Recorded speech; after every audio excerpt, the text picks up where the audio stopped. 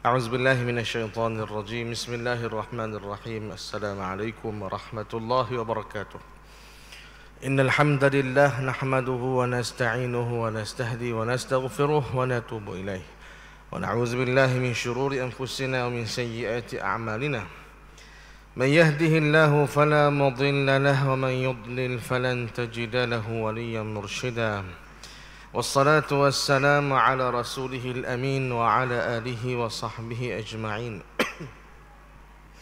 نويت التعلم والتعليم والتذكر والتذكير والانتفاع والنفع والإفادة والاستفادة والحث على التمسك بكتاب الله تعالى وسنة رسوله صلى الله عليه وسلم والدعاء إلى الهدى والدلالة على الخير ابتغاء وجه الله ومرضاته وقربه وثوابه أما بعد Alhamdulillah kita bersyukur pada Allah.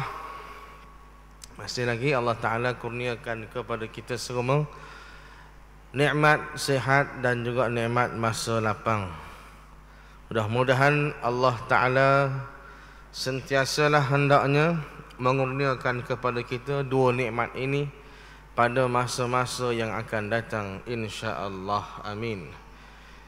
Kita sambung perbincangan kita menerusi kitab Risalah Tajwidul Fatihah karangan Syekh susunan Syekh Tan Muhammad Saleh bin Abu Bakar daripada Kepulauan Riau, Lingga. قال المصنف رحمه الله تعالى ونفعنا به وبعلومه في الدارين آمين إلى أن قال, kata dia, hukum menyaringkan Bismillahirrahmanirrahim. Kata Al-Imam Al-Syafi'i rahimahullahu ta'ala, hukumnya sunnat. Pendapat ini dikata oleh sahabat Nabi, yaitu Sayyidina Abu Hurairah, Sayyidina Ibnu Abbas dan Sayyidina Ibnu Umar dan juga Sayyidina Ibnu Az-Zubair radhiyallahu ta'ala anhum. Manakala Imam Hanafi mengatakan tidak dinyaringkan, demikian juga Imam Hambali pada suatu riwayat. Kata Imam Maliki sunat ditinggalkan. Kata Ibnu Abi Laili pilih yang mana suka. Kata Al-Imam An-Nakhai bid'ah. Adapun sahabat Nabi yang mengatakan tidak nyaring pada Bismillahirrahmanirrahim itu ialah Sayyidina Abu Bakar As-Siddiq, Sayyidina Umar, Sayyidina Utsman dan juga Sayyidina Ali radhiyallahu taala anhum. Allah jua yang mengetahui hakikat yang sebenarnya. Jadi pada malam ini disambung lagi perbahasan berkaitan dengan surah Al-Fatihah, yang mana itulah yang nak dibincangkan dalam kitab kita ni. Fokusnya spesifik ataupun khusus kepada, tertumpu kepada surah Al-Fatihah. Maka disentuh pada malam ini sambungan daripada yang terdahulu, hukum menyaringkan Bismillahirrahmanirrahim. Setelah daripada kita telah mendengar perbahasan yang diutarakan oleh tuan kitab kita ni, iaitulah berkaitan dengan Bismillahirrahmanirrahim itu sendiri, apakah ia satu ayat daripada surah Fatihah ataupun tidak. Maka sebahagian ulama berpendapat ia termasuk sebahagian ayat ataupun satu ayat daripada Fatihah. Dan ada lagi sebahagian yang lain daripada kalangan ulama tidak mengira Bismillahirrahmanirrahim itu satu ayat daripada surah Fatihah. Maka jelas di situ kita dapat tengok ada dua pendapat dalam bab Bismillahirrahmanirrahim, satu ayat ataupun tidak daripada Fatihah. Ada dua pendapat. Ada yang kata ya, dia satu ayat daripada Fatihah. Pendapat yang kedua kata tidak, dia bukan satu ayat daripada Fatihah. Maknanya kalau bagi ulama yang berpendapat ia satu ayat daripada surah Fatihah, nak tak nak kena baca Bismillahirrahmanirrahim itu, wajib baca. Sebab tak lengkaplah surah Fatihah kalau tak baca Bismillah.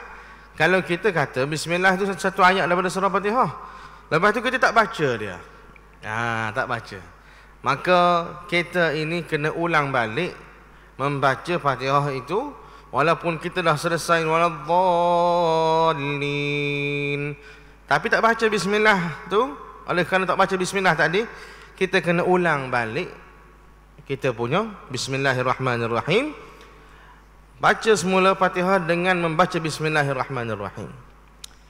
Kesan dia, kalau tak baca bismillah itu, Fatihah kita tak cukup 7 ayat. Tak cukup 7 ayat. Kalau kita kata bismillah itu 1 ayat daripada surah Fatihah. Kalau kita beriktikad ataupun berpegang dengan pendapat ulama yang kata bismillah bukan 1 ayat daripada Fatihah,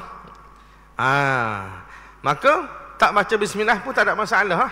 Tak ada masalah. Tapi kita kena tahulah, walaupun tak baca bismillah, walaupun bismillah itu bukan 1 ayat daripada surah Fatihah, jadi Fatihah itu tetap juga 7 ayat.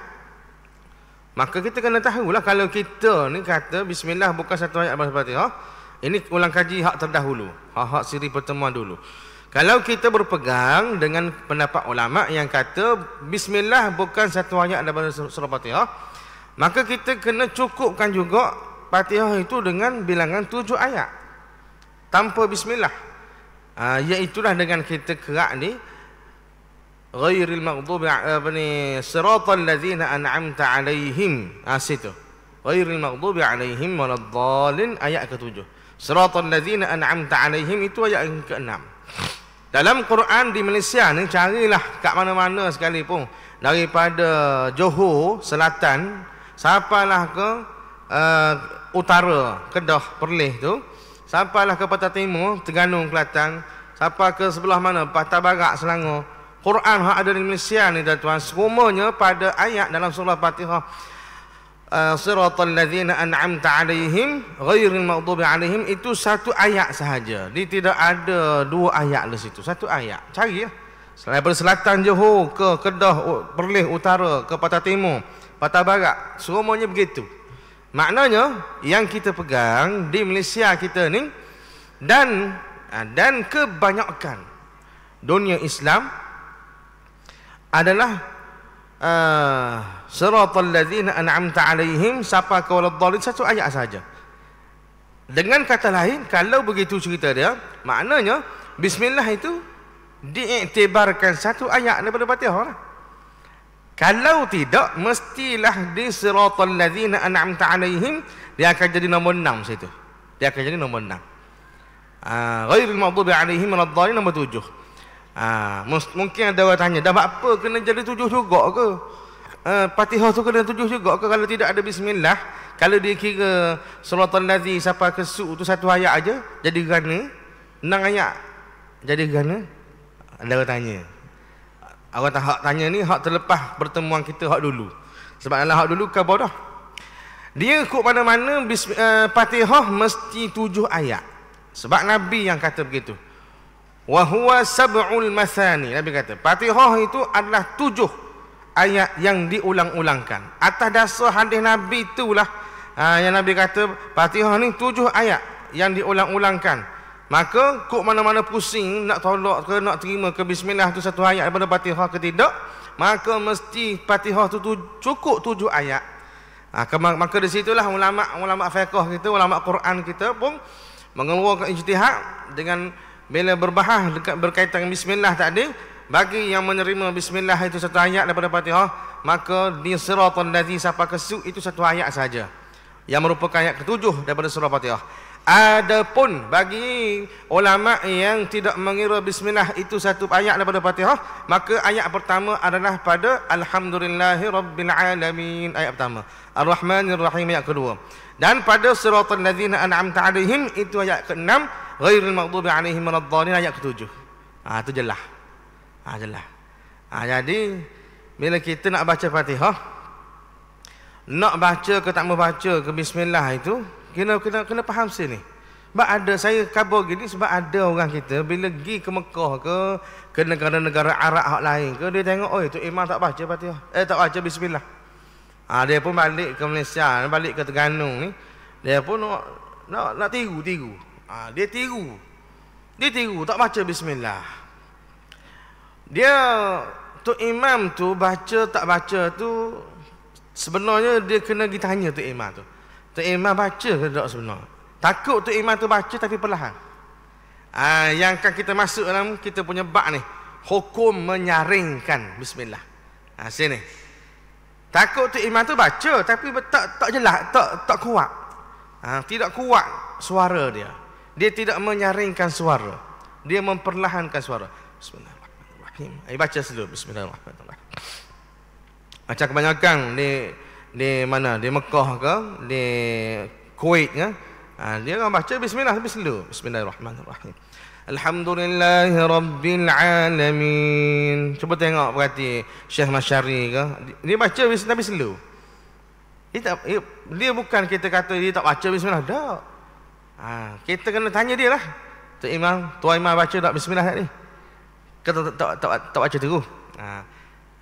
Jadi bila kita pergi tempat orang, jangan mudah nak ambil hukum.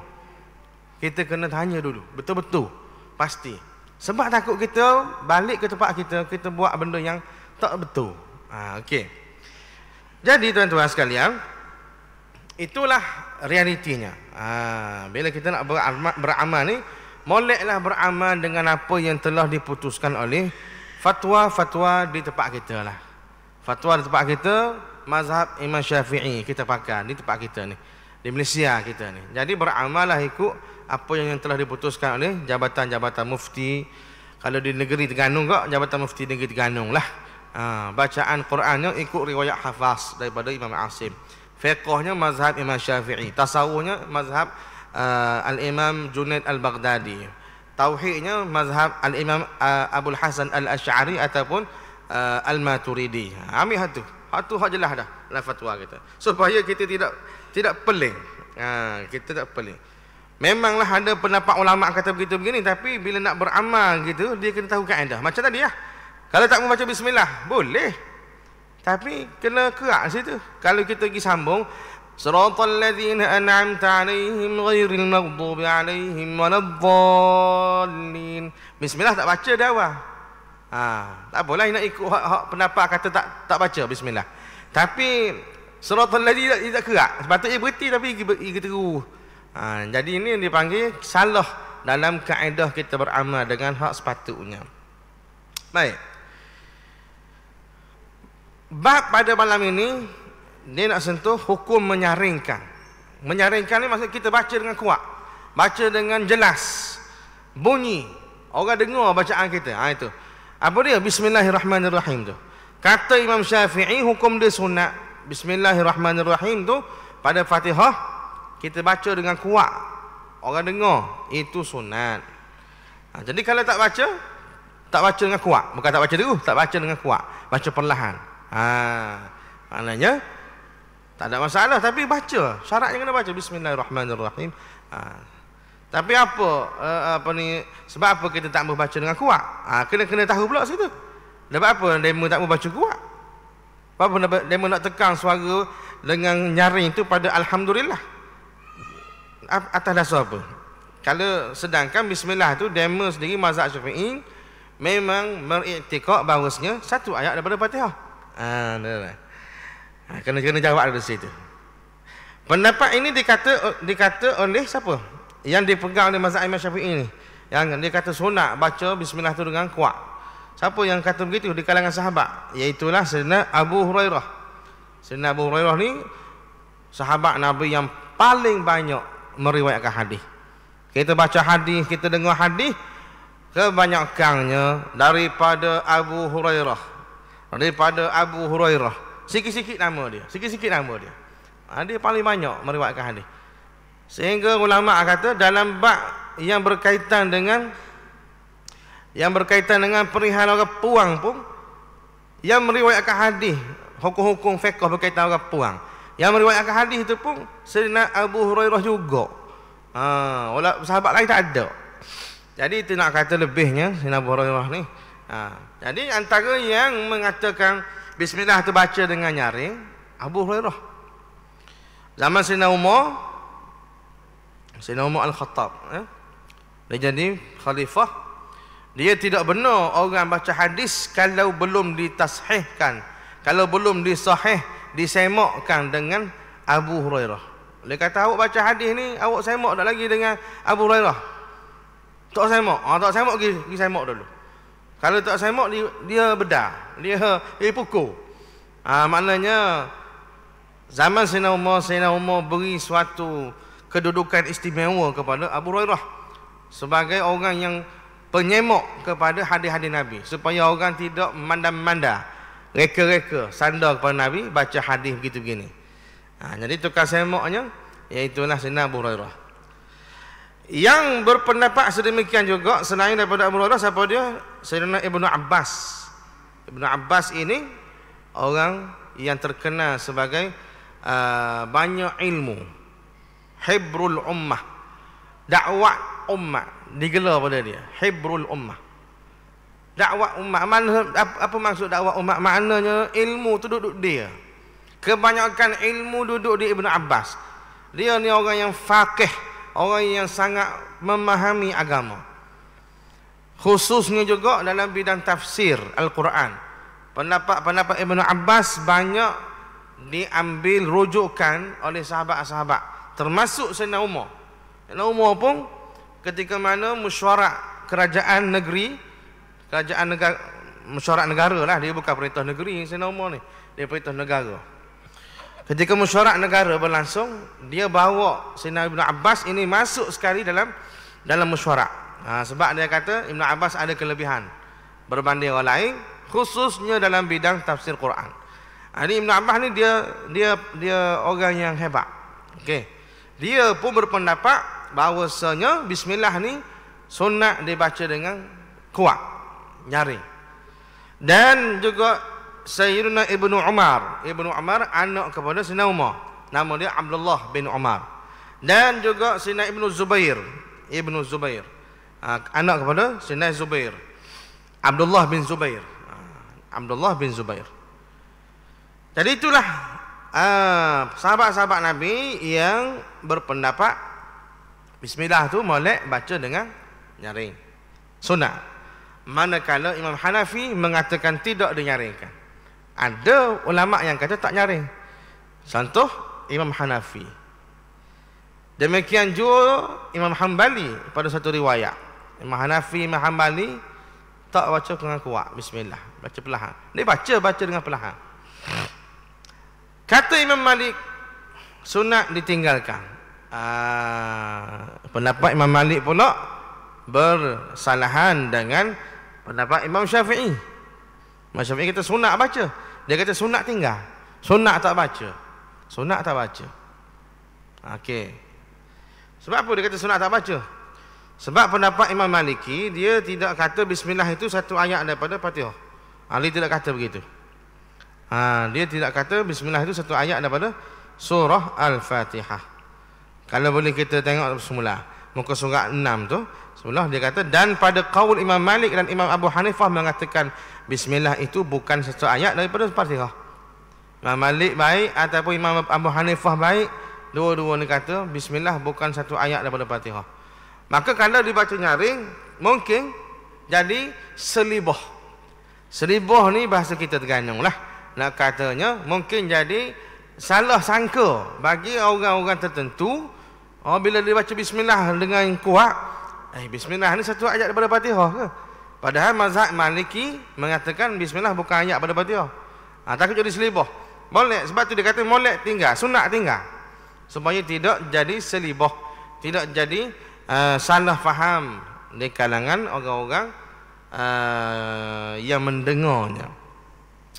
Kata Ibnu Abi Laili pula, pilih yang mana suka. Ibnu Abi Laili dia kata pendapat dia, pilih hak mana suka. Kita rasa nak baca dengan kuat, nak baca perlahan tak ada masalah. Setakat ni begitu dah tak? Kata Imam Nakhai pula bid'ah. Molek tak baca kata. Bid'ah ni maknanya molek tak baca. Kalau baca bid'ah, baca dengan kuat. Kalau baca dengan kuat, dengan nyaring bismillah tu jadi bid'ah. Dia ada asas sandaran dia lah. Jadi molek tak baca dengan kuat, nak baca perlahan. Ada pun sahabat Nabi, ni dia pun cerita. Ada pun sahabat Nabi yang mengatakan tidak nyaring pada bismillah itu ialah Sayyidina Abu Bakar, Sayyidina Umar Al-Khattab, Sayyidina Utsman bin Affan, Sayyidina Ali bin Abi Thalib radhiyallahu taala anhum. Tidak kelah-kelah lekeh juga ni. Tidak kelah-kelah lekeh. Yang kata bismillah ni baca dengan tidak nyaring. Kata je tuan kitab kita ni, yang sahabat-sahabat yang mengatakan tak nyaring, tak perlu kuat baca bismillah, baca perlahan. 4 orang sahabat yang terkemuka yang menjadi galang ganti kepada kepimpinan selepas Rasulullah sallallahu alaihi wasallam wafat, yang kita sebut sebagai khulafa ar-rasyidin. 4 orang. Sayyidina Abu Bakar As-Siddiq, Sayyidina Umar Al-Khattab, Sayyidina Uthman bin Affan, Sayyidina Ali bin Abi Thalib. 4 orang ni semua kata molek tidak nyaringkan. Okey. Setakat ni begitu dah. Lalu tuan kita pun akhiri perbahasan ini dengan katanya Allah jua yang mengetahui hakikat yang sebenarnya. Jadi wallahu a'lam, hak mana sebetul sungguh, hak mana tak kurang tepat, hak mana wallahu a'lam. Sebab semua ada sandaran dalil belaka. Jadi tuan-tuan sekalian, sebagaimana kesimpulan hak saya boleh buat sini setakat ni, sebagaimana yang saya dah sebut tadi, awal-awal tadi, kita ikutlah fatwa di tempat masing-masing. Negeri Terengganu kita ada orang ataupun badan yang berautoriti yang dipertanggungjawabkan untuk mengeluarkan fatwa, iaitu Jabatan Mufti Negeri Terengganu. Tengok Jabatan Mufti kita kata mana? Mazhab yang rasmi yang diamalkan di Negeri Terengganu adalah mazhab Imam Syafi'i. Maka kepaham di situ pun cukup dah. Apa yang Imam Syafi'i kata ya tu, tu kita ikut tu lah. Kita ikut tu. Termasuk dah nampak bismillahirrahmanirrahim ni, Imam Syafi'i kata tadi, mazhab dia kata sunat kita baca dengan nyaring. Maka bacalah dengan nyaring, baca dengan kuat, begitu lah. Tapi kalau ada orang yang tak baca dengan kuat bismillah, kita tak nak kata dia, awak ni tak baca bismillah. Ni negeri Terengganu ni, negeri Terengganu, mazhab Syafi'i. Negara Malaysia lah mazhab Syafi'i. Awak mazhab mana? Tak baca bismillah tak boleh. Nak baca bismillah tak sah sembahyang. Sabar dulu. Kita jangan cepat nak kata dia tak baca. Mungkin dia baca dengan perlahan. Sebab hukum kata sunat, bukan wajib. Jadi bila sunat, kalau dia tak baca dengan kuat, dia baca perlahan, masih lagi sah sembahyang. Cuma dia tak ikut pendapat yang dalam mazhab kata sunat baca dengan kuat, dengan nyaring. Begitu je lah. Baik tuan-tuan sekalian. Lalu diteruskan lagi bismillahirrahmanirrahim. Okey. Lalu dikata waqaf tam. Bismillahirrahmanirrahim. Tuan kita apa tulis situ? Waqaf tam. Waqaf tam. Kalau ikut dia punya perbahasan wakaf ni duduk belakang sekali. Tapi ditulis dah di awal tu. Jadi kita kena sebut juga ni. Kalau rujuk pada kitab dia sendiri ni, muka surat 27, ada dinyatakan erti wakaf tam tu apa. Wakaf tam maknanya wakaf yang sempurna, iaitu sempurna berhenti atas kalimah yang tiada yang bersangkutan. Sempurna berhenti atas kalimah yang tiada bersangkutan pada yang kemudian dengannya, atau dengan yang dahulunya pada lafaz dan tiada pula pada makna. Kata dia wakaf tam ni wakaf yang sempurna dah ayat tu. Contohnya bismillahirrahmanirrahim. Berarti situ sempurna molek dah. Kalau kita tak sambung bismillahirrahmanirrahim alhamdulillahi rabbil alamin, tak sambung kita pun tak ada masalah. Dan molek tak sambung maknanya. Molek tak sambung. Molek kita habis situ sudah. Bismillahirrahmanirrahim. Sebab apa molek begitu? Sebab dia wakaf tam, wakaf yang sempurna. Apa maksud sempurna? Sempurna berhenti atas kalimah yang tiada bersangkutan pada yang kemudian dengannya. Kerana dia kalimah Ar-Rahmanir-Rahim tu situ, dia tak ada kaitan dah dengan hak selepas tu. Alhamdulillah tu, segala puji bagi Allah, Tuhan sekalian alam itu. Ayat tu dah tak berkaitan dengan bismillahirrahmanirrahim dah pun. Jadi bismillahirrahmanirrahim dengan nama Allah, Tuhan yang maha pengasih lagi maha penyayang. Aku memulai membaca ini.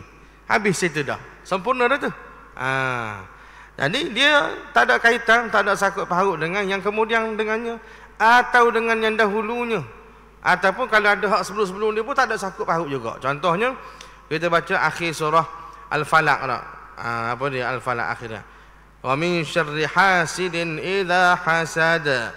Bismillahirrahmanirrahim. Qul a'udzu birabbin nas. Wa min syarri hasidin idza hasad tu akhir surah Al-Falaq. Lepas tu kita putuskan dengan bismillahirrahmanirrahim. Nah, lepas tu kita baca qul a'udzu birabbin nas. Jadi qul a'udzu birabbin nas itu tak ada kaitan dengan bismillah yang sebelum pada qul a'udzu birabbin nas. Bismillahirrahmanirrahim pada surah An-Nas itu tidak ada kaitan dah dengan qul a'udzu birabbin nas. Dan dia juga tidak ada kaitan dengan wa min syarri hasidin idza hasad. Itu maksudnya. Dan pada yang terdahulu. Terdahulu tu ayat sebelum dia. Kalau ada ayat sebelum dia, maka bismillah itu tak ada kaitan. Jadi kalau kita tak sambung dengan bismillah pun tak ada masalah, dan itulah yang terbaiknya kita baca dia secara seorang diri dia. Okey. Pada lafaz dan tiada pula pada makna. Sama ada lafaz ke makna tak ada kaitan. Itu maksud tam.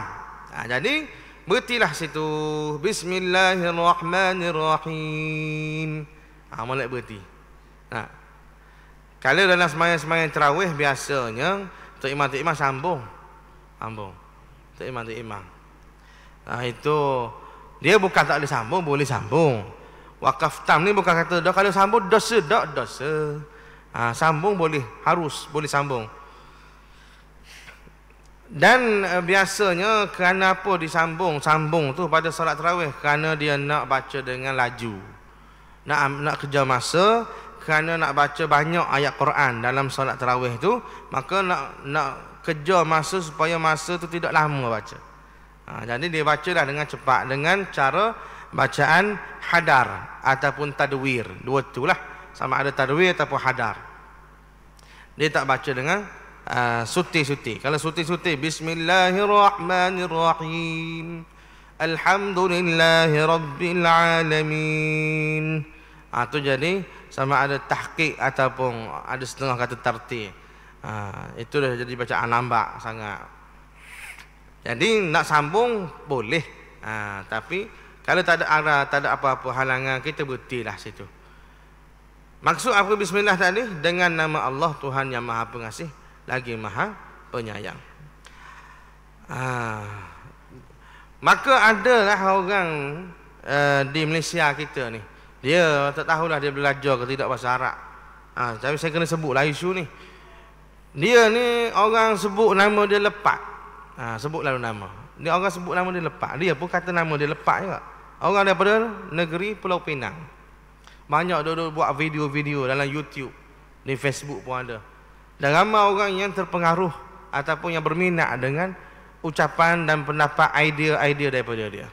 Dan dia ni banyak bercakap berkaitan dengan makrifat, hakikat, tasawuf lah. Tasawuf kelas-kelas tinggi lah, makam-makam tinggi ni. Apa yang menarik bila dia mari komen berkaitan Quran, yang rasa saya tidak, rasa saya lah. Setakat-setakat kita duduk tengok biodata dia, tak ada dia ni mengaji khusus bahagian Quran. Tiba-tiba dia mari komen, dia kata bismillahirrahmanirrahim ni hak kita baca selama ni salah. Dia kata salah. Lepas tu hak betulnya kena baca bismillahirrahmanirrahim. Bismillah. Itu hak betulnya. Jadi mari mana pula bismillah tu? Tu mari ikut mana? Dia kata kalau kita tengok bismillahirrahmanirrahim, B tu, tu mula-mula sekali macam mana B tu ditulis? Dia kata B tu tulis mana? Tulisan dia. Tidakkah kita tengok B tu dia tarik daripada atas turun bawah? Kita begitu juga tu. Tengok dalam Quran mushaf kita lah. Dia tarik pada atas, turun bawah. Tarik itu dia kata bukan tarik saja tu. Itu adalah alif, dia kata. Alif itu sebenarnya. Bukan tarik saja. Jadi tu orang tak baca, dia kata. Sepatutnya kena baca. Baca mana? Bariskan dia dengan atas. Jadi bismillahirrahmanirrahim tu betulnya. Jadi kita tinggal tu kata. Jadi tak betul lah ucapan ataupun bacaan bismillah yang dibaca pada hari ini. Dia kata begitu. Tuan-tuan sekalian, ini pendapat yang sesat, Kita kata lalu sesak, lagi menyesakkan. Mari mana dia kata bismillah. Sebelum dia nak komen bab tu, dia banyak benda tu, dia berkait tu. Dengan hadis pun berkait, dengan ulama Quran pun berkait, dengan ulama khat. Ulama bahagian tulis-tulis Quran ni, dia ingat tulis-tulis Quran ni bahan rambang ke mana? Khat ada ilmu ajar berkaitan dengan tulisan-tulisan bahasa Arab ni. Dia panggil ilmu al-imla, al-khat wal imla. Ada ilmu khat, ilmu tulis, cara nak tulis huruf-huruf dalam Quran dengan kaedah-kaedah tertentu. Ada khat sulus, ada khat kufi, khat diwani, macam-macam khat. Ada jenis macam-macam pesen jenis khat. Macam hak atas ni khat kufi orang panggil. Hak dalam Quran kita banyak pakai sulus, khat sulus. Jadi itu semua ada kaedah dan ilmu yang mengajar dia. Jadi sebab apa ditarik itu kena tanya orang khat bagi tulis gitu. Okey, itu satu. Yang kedua, dalam ucapan-ucapan Nabi SAW yang kita sebut hadis-hadis Nabi, tidak ada pun periwayat-periwayat hadis yang kata bismillah. Macam mana kata? Tak ada. Sebab riwayat-riwayat hadis ni diriwayatkan daripada mulut ke mulut. Mulut ke mulut. Maka tidak ada Nabi sebut bismillah. Tak ada. Antara Nabi kata, kullu amrin zibalin la yubda'u fihi bi bismillahirrahmanirrahim fahuwa abtar, fahuwa aqta', fahuwa ajzam. Ada 3 riwayat. Mana-mana urusan yang penting, urusan kita yang penting, kalau kita tak mula dengan bismillah, dengan Nabi kata la yubda'u fihi, yang tidak dimulakan padanya bi bismillah. Semua ulama hadis riwayat begitu, bi bismillah. Dia tidak kata la yubda'u fihi bi bismillah. Tak ada. Bi bismillah belaka. Riwayat hadis kata begitu. Ulama-ulama yang meriwayat pun begitu. Maka mari mana bismillah tu? Yang ketiga, hujah yang ketiga, riwayat Quran. Ulama-ulama meriwayatkan bacaan Quran ini juga dengan periwayatan yang mutawatir. Mutawatir maksudnya periwayatan yang diambil daripada orang ni, ulama turun-temurun daripada mulut ke mulut, yang disebut talaqi musyafahah. Talaqi musyafahah.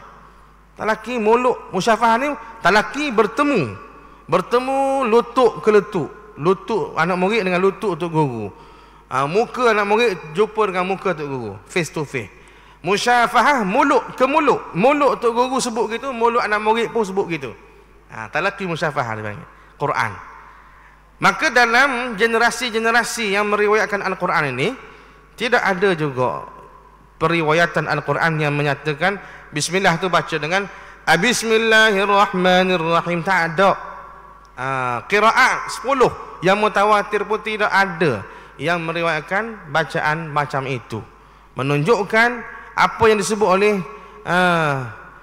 lepat tadi tak betul dan sesat. Kalau ada orang pegang dengan hak tu, nyaknya sangat-sangat. Sebab itulah kita nak ambil ilmu, ambillah ilmu dengan orang yang memang diakui oleh ulama-ulama kealimannya. Takut jadi salah. Tapi sekarang ni tuan-tuan, dia dah dapat banyak mempengaruhi masyarakat, khususnya orang-orang muda. Orang muda banyak tertarik dengan dia. Jadi kena beringat pesan lah. Bunyi nama lepas tu tak usah pakai lah hak dia. Pakai hak ulama-ulama kita, hak lebih diakui kealimannya. Itu dia panggil berkaitan dengan bismillahirrahmanirrahim. Rasa sekat tu dululah. Waqaf tam. Berarti di bismillahirrahmanirrahim tu waqaf yang sempurna. Kalau tak sambung dengan ayat seterusnya pun tak apa dah. Dan bacaan sebenarnya bismillah saja, bukan bismillah, dan maknanya dengan nama Allah, Tuhan yang Maha Pengasih lagi Maha Penyayang, aku memulai membaca ini. Wallahu a'lam. Aqulu qawli hadza wa astaghfirullahal azim li wa lakum. Bismillahirrahmanirrahim. Alhamdulillah wassalatu wassalamu ala Rasulillah wa ala alihi washabbihi ajma'in. Allahumma anfa'na bima 'allamtana wa 'allimna mimma yanfa'una. Rabbana zidna 'ilma. Wa sallallahu ala nabiyyina Muhammad wa ala alihi washabbihi wasallam. Walhamdulillahi rabbil alamin.